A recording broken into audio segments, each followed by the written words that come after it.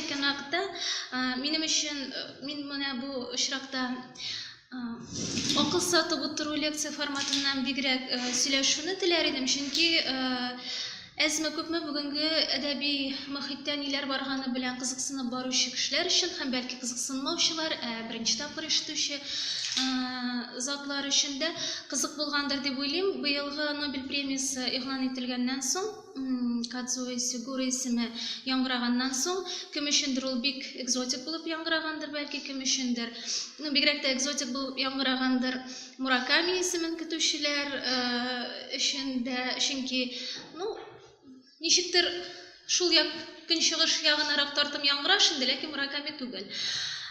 Минем үзем өчен бик табигый яңгырады, чөнки бүгенге яратып укыган һәм чорга аның һәм социаль структурасына һәм аның рухи кыйбласына ниндидер дәрәҗәдә бәя биргән, ниндидер дәрәҗәдә аны күрсәтә алган шәхесләрнең берсе булып миңа ул тоела иде һәр хәлдә. Һәм ул нәрсәсе белән дә миңа кызыклы иде. Мин үзем татар әдәбияты һәм рус классикасын яратып укып, Европа классикасын укып үскән кеше буларак бүгенге экспериментлар белән кызыксынам, ләкин Исигуро бу фигуралар арасында иң реализмга якын һәм иң традиционлыкка якын үзенең язу стиле буенча, үслубы буенча иң традиционлыкка якыннарның берсе буларак та күзаллана. Юкка гына мөгаен аны Достоевский белән чагыштырмыйлардыр һәм Европа классиклары белән чагыштырмыйлардыр, ләкин шул ук вакытта аны Кафка һәм Джойс белән дә чагыштыралар. Бу исемнәр инде безгә эксперименталь әдәбият һәм альтернатив әдәбият буларак билгеле. Минем өчен нәрсәсе кызык булды? Бу шәхес үзенең биографиясыннан башка ваемланырга тиеш түгел дип уйлыйм. Шуңа күрә хәзер без 1-2 минуттан соң биографияга күчәбез. Минем өчен нәрсә кызыклы булды?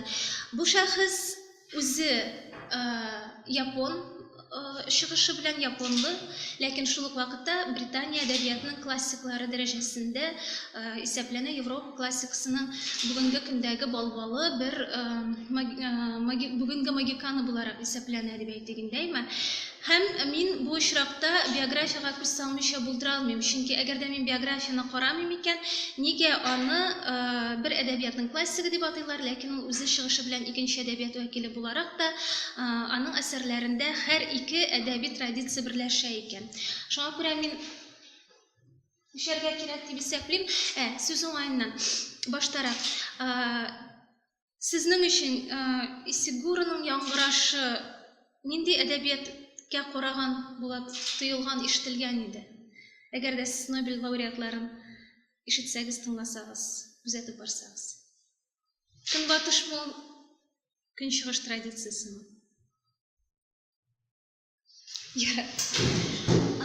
Фактлардан, ни өчен фактларга күчәбез?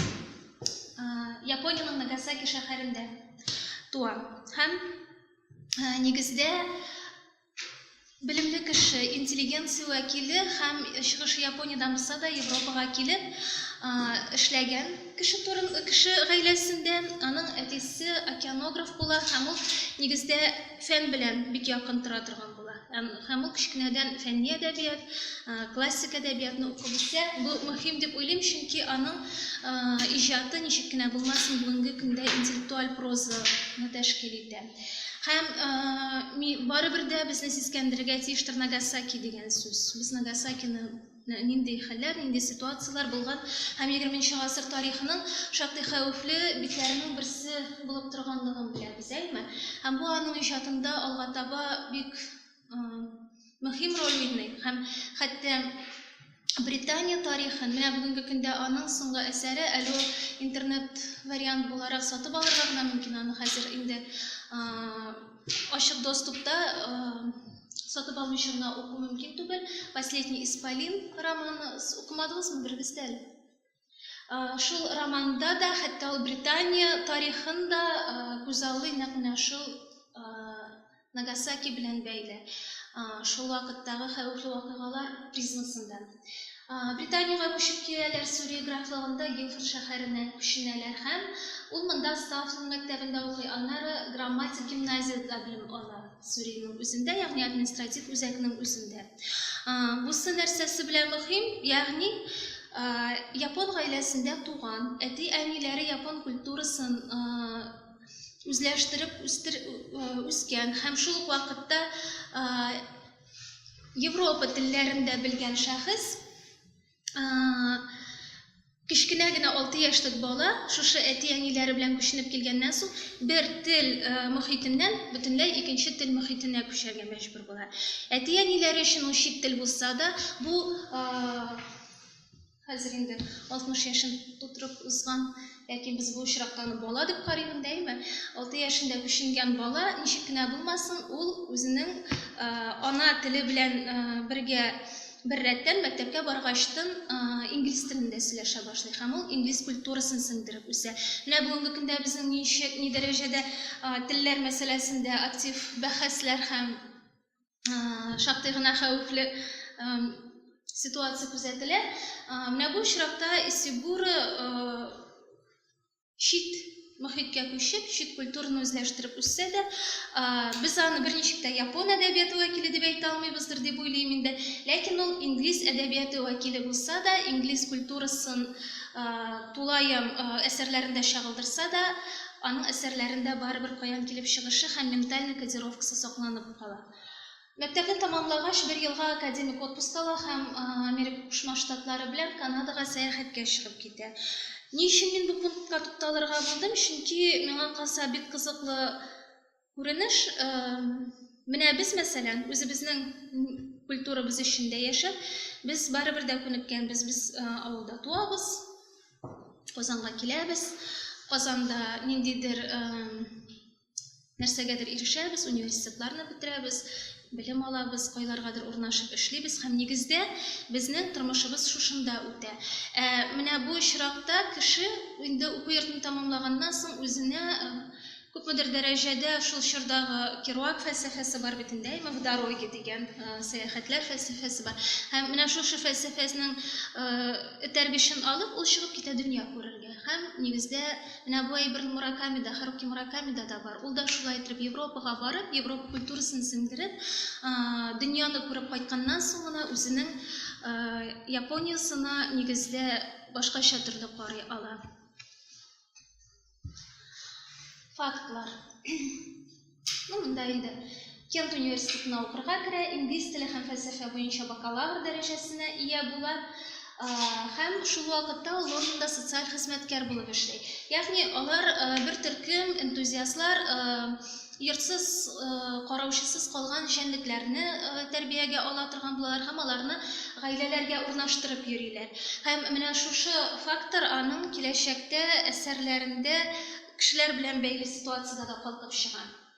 Көнчыгыш Англия университетында сәнгать магистры дәрәҗәсенә лаек дип табыла.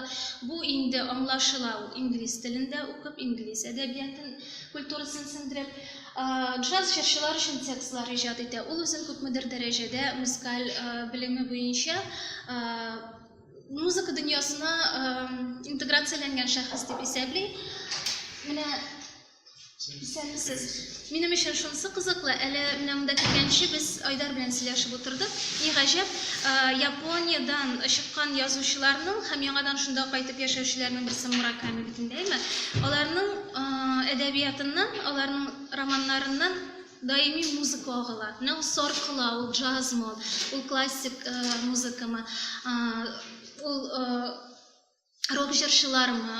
Менә шул әйбер миңа бик ошый һәм Исигураның берничә романы бар, аның берсе «Безутешный» дип атала, 500 битлек роман, шундый кирпеч, Достоевскийлар, Толстойлар артыннан куып язылган бер кирпеч.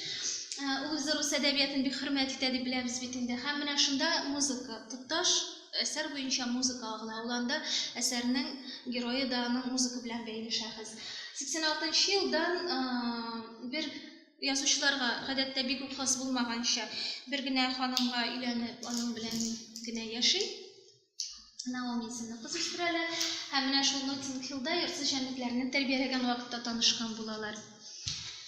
Birinchi adımları. 81 yılda iş hikayesi gümum antologiyada basılıp çığa. Ул үзен башта hikaye жанрында сыный һәм нигездә үзен хикаячы буларак күзаллый.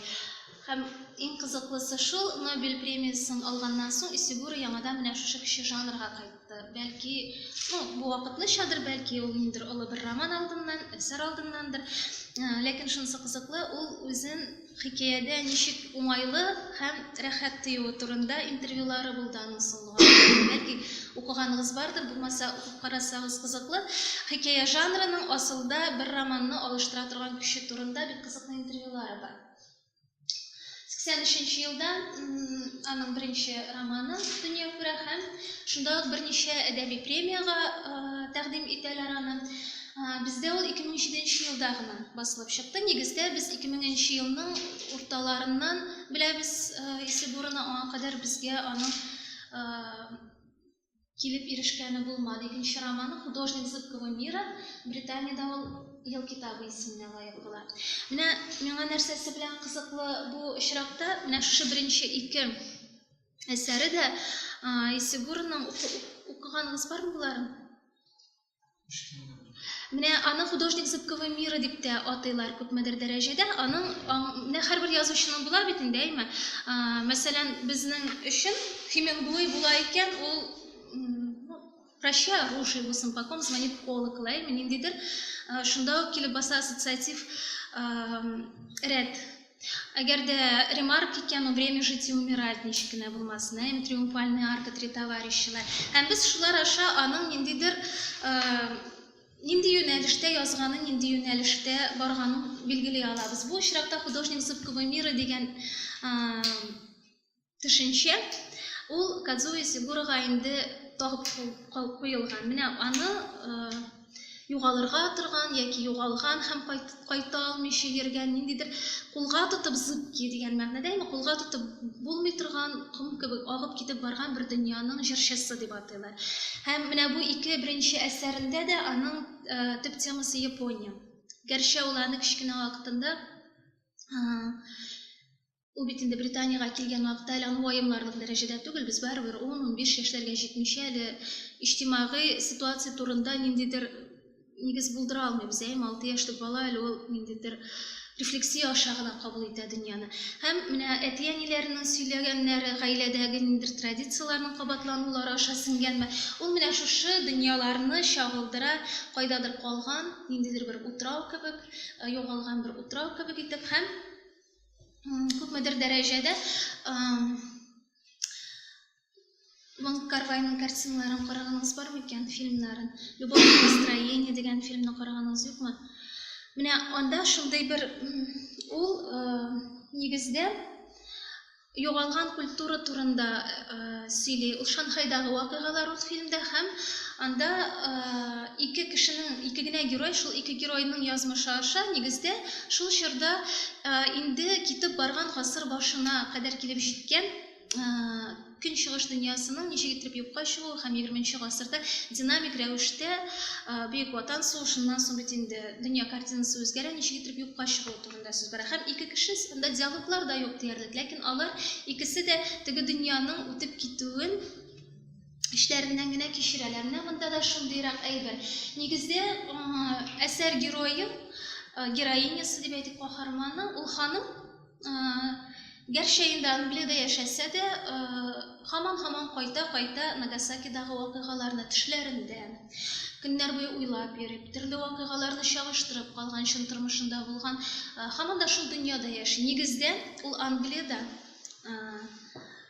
заманча, менә хәзерге Англиядә яшәми, ул Нагасакида яши. Гәрчә аның гәүдәсе Англиядә булса, гәрчә аның инде тормышы, гаиләсе, бөтен яшәү рәвеше шушында корылган булса да, ул барыбер үткәнендә яши. Һәм «Художник зыбкого мира» дигәнендә инде икенче бөтен дөнья сугышының ничек иттереп, дөресен генә әйткәндә, ничек иттереп түгел, икенче бөтен дөнья сугышының япон версиясе турында сүз бара. Менә без карыйбыз, әйме? Бик кызык миңа бер чагыштыру китергәннәр иде. Бар шундый язучы, ул бер ара бик популяр булган иде, Яныш Леон Вишневский дигән поляк язучысы. Һәм аның шундый бер аның очрашуы булды. Мәскәүдә килгән иде ул. Һәм шунда минем бер дустым шул очрашуда аның белән булган әңгәмәне тыңлап, аңа сораулар бирү мөмкинлегенә ия булган иде.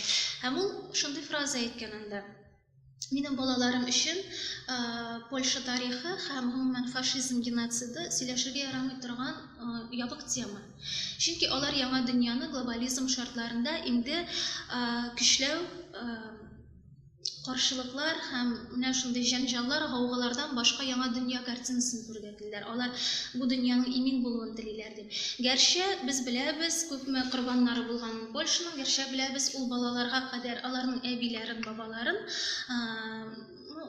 газлы камераларга явып харап иткәннәрен дә беләбез. Ә менә оныклар ул турыда инде сөйләргә теләмиләр. Ул тарихны белсәләр дә явып куярга телиләр, чөнки бу әйбер безгә дөньядагы башка шул немецлар белән булсынмы, алманлар белән булсынмы, шул французлар белән булсынмы, безгә башка Европа халыклары белән аралашуыбызны ниндидер менталь дәрәҗәдә калган кайгы, хәсрәтләр, кемгәдер булган үпкәләр, ачуыбыз ноктасыннан гына бәяләргә мөмкинлек бирә дип. Ә безнең ачу ноктасыннан сөйләшәсебез килми. Ягъни бу шундый психологик прием, алып кеше үткәнен шигырып куя, «Вечное сияние чистого разума» фильмындагы кебек, яки сөртеп ата, һәм ул монда булсын, мин аны хәтерлим, мин аны киштәгә алып куйдым, мин кешеләр белән аралашканда үземнең менталь кодировкамнан башка аралашырга телим дип әйме. Менә монда да Икенче бөтен дөнья сугышы японнар карашыннан, күзлегеннән ничек икәнлеген караганда бик кызык чагыла. Европаның карашы бер, аларның карашы икенче. Менә безнең Бөек Ватан сугышына карашыбыз бер, без һаман да аны 9 майда искә алабыз, һаман да әйе ветераннарны чакырабыз, әйе үзебезчә ниндидер бәя бирергә тырышабыз, әйме. Менә тел ситуациясе белән бәйле соңгы арада безнең килеп чыкты 1552 елның бездә һаман да әле әрнеп торганлыгы. Без барыбер мәйданнарга чыккан вакытта, хәтта ни дәрәҗәдә генә интеллигенция вәкиле булсак та, ни дәрәҗәдә генә без укымышлы, белемле булсак та, толерант булсак та, барыбер ниндидер бер моментта безнең менә кабынып китә, һәм без интеллигент булудан туктыйбыз, без син рус, син татар дигән, син христиан дине вәкиле, мине көчләп чукындырганнар дигән менә бу әйбергә күчәбез. Менә монда да менә шушы әйберләр бар, һәм алар шактый күп нәрсәләр турында уйландыра. Без бу турыда әйттек инде. Һәм нәкъ менә шушы романда аның фирменный стиле барлыкка килә. Аны әйтәләр инде, ул реализм белән фантазия, хәтта мистика арасындагы чикләрнең юклыгын, вакытның линиялы түгеллеген, кеше күңеленең бер юлы берничә яссылыкта яши алуын тасвирлау дип. Ничек кенә Британия әдәбиятын, Европа классикасын сеңдермәсен, мин бу әйберләрдә күрәм барыбер дә Япон әдәбияты тәэсирен. Ул ни дәрәҗәдә укыганлыгын, ни дәрәҗәдә япон классикасын сеңдереп үсүе турында Исигуро интервьюларында бик сак искә ала. Әллә ни әйтми диярлек. Ләкин шуңа да карамастан, һәм Муракамида, һәм аңарда сизелеп тора Европа традициясе белән бер юлы менә шушы мистика белән реализм арасындагы чикләрнең югалу. Мәсәлән, Муракамида хәтерлибез бит инде, әйме, человек-овца, кем ул, нәрсә ул, каян килгән, нинди герой ул, әйме.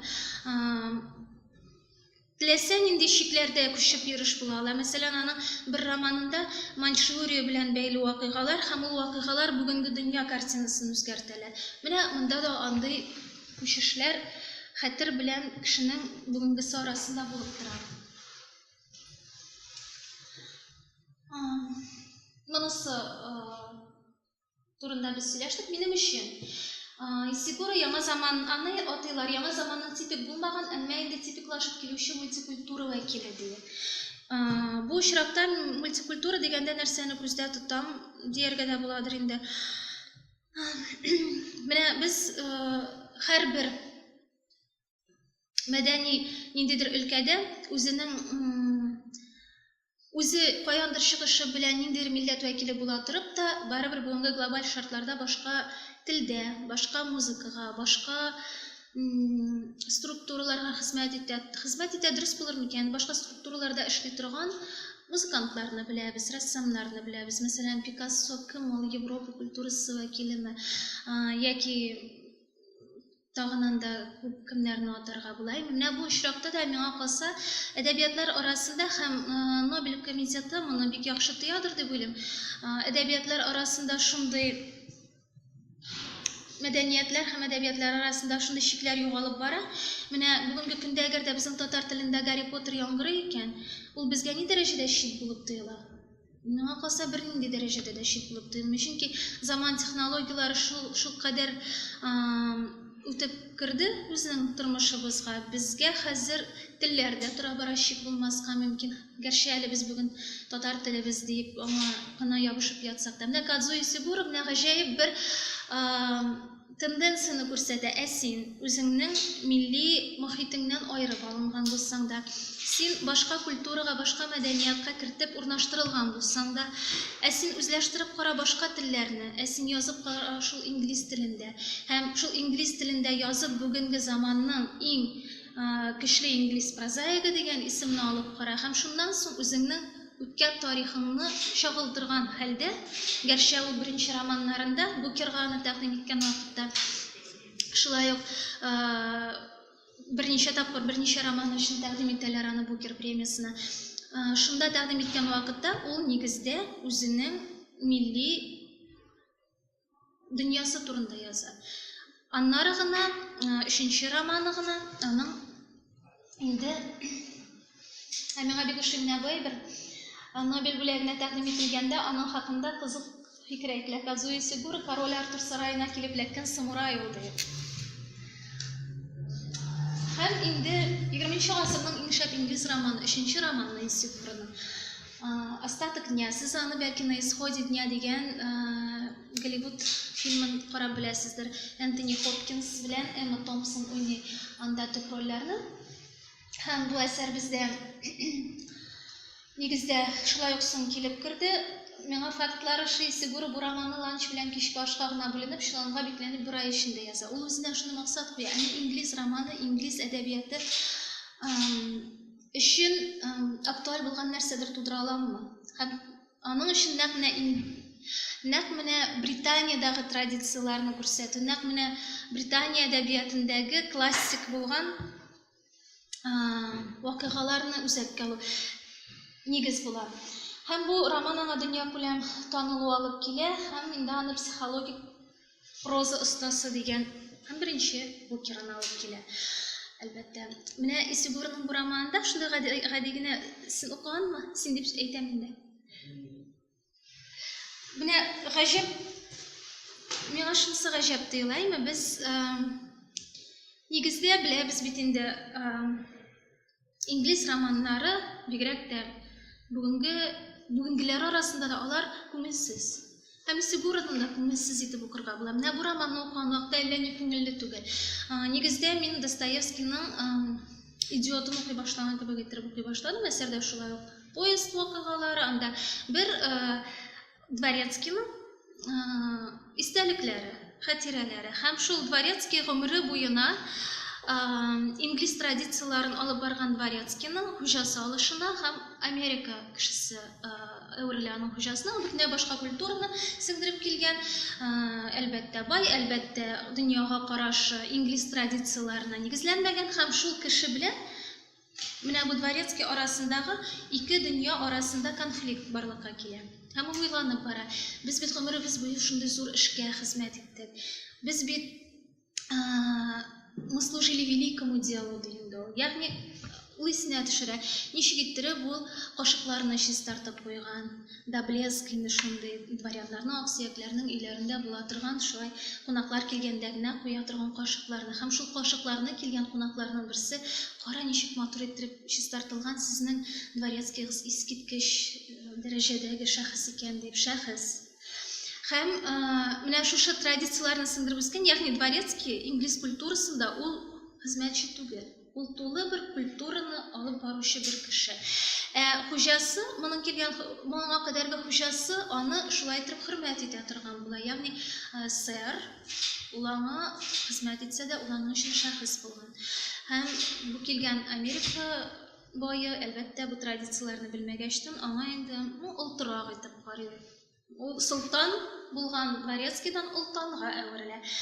Исибуру шактый бу романны нигездә шундый формада анализлыйлар, янәсе иске дөнья белән яңа дөнья, ничек итеп инглиз культурасы, миңа калса япон чыгышы белән японлы булган Исибуру монда кызыклы гына бер, миңа шулай тоела шәхсән, кызыклы гына бер авантюрага бара. Ике тапкыр укып чыктым һәм нигәдер миңа шулай тоелды икенче тапкыр укып чыкканда. Сюжетның кавычкалар эченә алган вакытта Япония гомере буена самурайлар иле булган, гомергә самурайлар иле булган, үзенең культурасы, үзенең дәүләтчелеге булган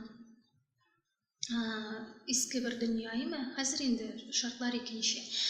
Һәм Британия шулай үзенең дәүләтчелеге булган һәм гомергә дворян традициялары булган ил. Һәм колонизатор буларак без беләбез Британияның күпме колониялары барлыгын без беләбез. Япониянең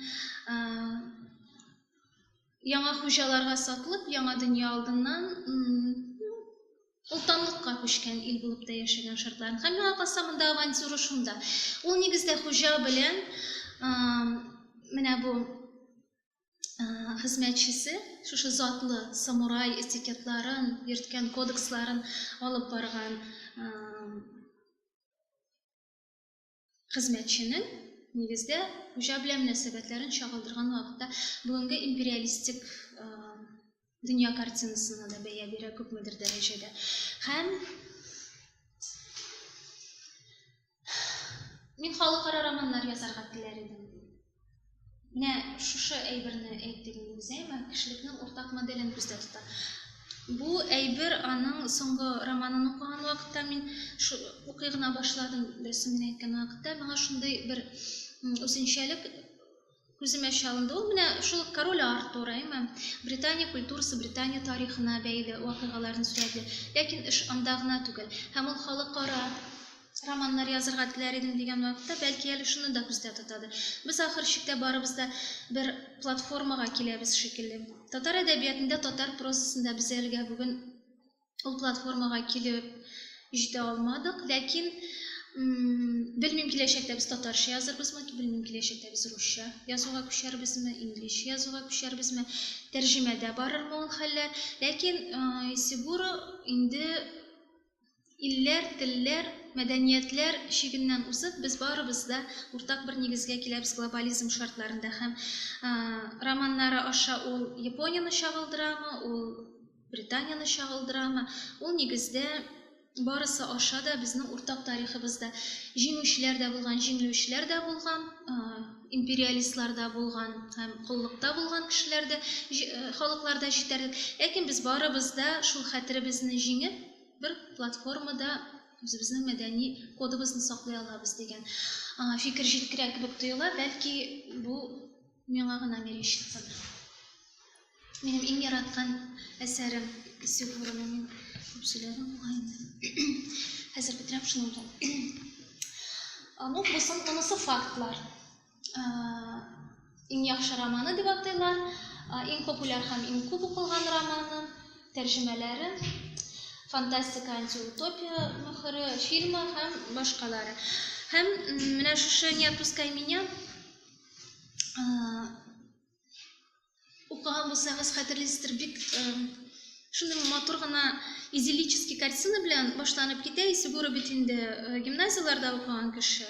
Гомумән Британия традициясендә малайлар мәктәбе, кызлар мәктәбе, Гарри Поттерлар шулаймы, кемнәрдер мәктәбендә һәм пансионат шартларында яшәү балаларның табигый. Һәм менә шундый бер пансионатта башланып китә хәлләр. Балалар, кызлар, малайлар бер-берсеннән аерым әлбәттә һәм бар да әйбәт кебек, идиллия дөнья картинасында. Аларны тәрбиялиләр, карыйлар, ләкин шул ук вакытта үзләренең нинди максатка, бөек максатка хезмәт итәрчәк балалар булуларында гел ассызыклап торалар. Нинди максатка икәнлеге билгеле ачыкланмый. Монда безне шундый детектив жанр Хатартым юллар белән Исегур ахыргача киеренкелектә тота. Бу мәктәптә аларның сәнгатькә тартылуларына бик зур игътибар бирәләр, алар рәсемнәр ясыйлар. Мадам дигән ханым бу мәктәпнең аңлашыла инде химаячелек итүче ханым бу мәктәпкә килә һәм ул рәсемнәрне алып китә. Алар бик борчылалар, кемгә нинди бәя бирәләр икән, ул кайсыбызның рәсеме җиңәр икән дип. Һәм ахыр чиктә ачыклана, мин спойлер ясарга хокуклымы, әллә ясамаскамы? Һәм ахыр чиктә ачыклана, бу мәктәптә балаларның, мәктәптә медицина ягыннан бик көчле. Бу балаларны гел тикшереп торалар. Алар гел чиста йөрергә тиешләр, аларда сәламәтлекләрен сакларга тиешләр, аларга аз гына да үзләрен яраларга, җәрәхәтләргә ярамый, малайлар белән сак булырга кирәк. Һәм ахыр чиктә ачыклана, бу мәктәптә балалар, укыган балалар, булар клоннар. Һәм аларны органнарга сатыр өчен, ВМКлар өчен әзерлиләр. Нигездә шуңа күрә аларның сәламәтлеге бик зур контрольдә тотыла. Алга таба спойлер ясамыйм, анда бик көчле мәхәббәт һәм мәхәббәт эшпошмагы барлыкка килә. Нигездә кып-кыска гомер турында сүз бара. Менә сүз бара шушы балаларның балиглык яшенә җитәрәк инде органнарга Беренче ВМК, икенче ВМК дип атыйлар. Нигездә 3-нче, 4-нче ВМКларны кешеләр инде күтәрә алмыйлар. Анда нәрсә, кайсы органын алалар бит. Һәм шушы балаларның балиг булгачтын, бәлки 30 яшькә кадәр дә җитми торган гомерләре турында сүз бара. Ягъни бу яшьлек чоры, менә шушы матур чорлары аларның инде хәл ителеп куелган. Һәм менә шушы романның бик социаль шундый нигезе, миңа бик ошый торган социаль нигезе бар. Ул анда Исегур сүз алып бара шулай ук цивилизациялар турында. Һәм мәсәлән менә шушы мадам дигән рольдәге кешенең дә ахыр чиктә аның белән сөйләшәләр һәм ни өчен бу шартлар тудырылганлыгы турында сүз бара. Нигездә безнең киләчәктә бәлки мәңгелек тормышка да хокукыбыз булыр, әйме? Безне бәлки клонлаштырырлар, безне бәлки катырып куярлар, әйме? Без бәлки инде киләчәктә башка юл белән үрчи башларбыз. Ягъни безнең бик күп тапкырлар да әле үзебезнең кабатларга яшәргә мөмкинлегебез бар, андый юл белән китәргә дә мөмкин цивилизация. Бәлки инде ул хәзер дә бардыр кайдадыр эксперименталь рәвештә. Менә бу экспериментның да асылда булганлыгы турында яшереп саклыйлар. Һәм монда ул шул вакытта китереп чыгара тагын бер фәлсәфәне.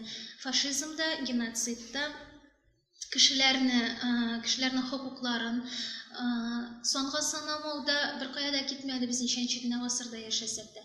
Һәм ул хокуклар, менә бу балаларның хокуклары бәлки ул гади, менә без яшибез, ничек яшибез без, әйме? Менә мәсәлән өлкәнрәк булганда инде, менә минем чор булганда, әйме? Без эшкә йөрибез, безгә күпмедер анда акча түлиләр, безнең ипотекаларыбыз бар, безнең кредитларыбыз бар, без шуңа рәхмәтле.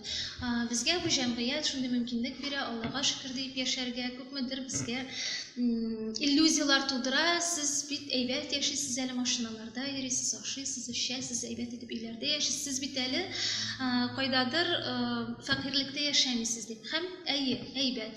Һәм менә монда икенче бер момент барлыкка килә. Ничек кенә булмасын, социумдагы һәрбер зат менә шушы пансионаттагы шушы балалар кебек барысы да контрольдә тотыла. Барысы да социаль структурага кертеп утыртылган. Без барыбыз да кәрәздәге бал кортлары кебек үзебезнең дөньябызда яшибез. Һәм киләчәктә кемнәр мәңгелеккә ирешә алырлар, менә шул клонирование юллары беләнме, башкасы беләнме? Ул гадәти тормыштагы бөтен халыкка да мөмкинлеге булырмы? Бәлки кемнәрдер ВМКга гына китерләр. Ягъни менә шушы сораулар аша Исегур безнең цивилизацияның миңа калса кая баруы турында уйланырга юл калдыра. Без кайсыларыбыз корбаннар булыр? Без зур корпорациялар, организациялар кулындагы гына корбаннармы, әллә «Не отпускай меня» романының ахырына кадәр корбанчылык фәлсәфәсе нигездә өстенлек итә.